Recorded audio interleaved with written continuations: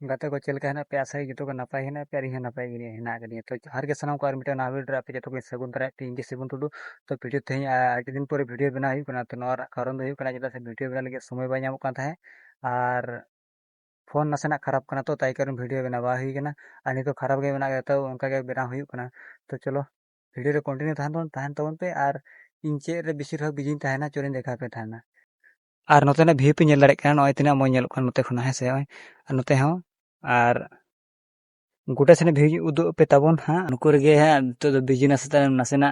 मेना कदिया सावरे आबर मेना मिट सेता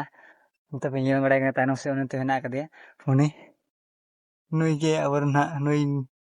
मेना कदिया सपोर्टिंग रे चेदा से नुई मेरम गे नुई गे पूरा मेरम दे सपोर्ट को और नासेते चेन हम कोनो असुविधा बा हिजो मेरम को किछु किछु आबर फ्रेंड फॉलोअर मेना को उनको को मने ताहेना कि इन अडी बेस्ट फ्रेंड ताहेना गर्लफ्रेंड पीछे लेकिन कथा तो उनका तो बा हिकना चेदा से बेसिर भाग तो बिजी दो नुकु मेरम को पेर गे बेस ताहे बड़ा हुई ताहेना तो एरपरे कोशिश हबन जे वीडियो चाड़ चाड़ आगु रेना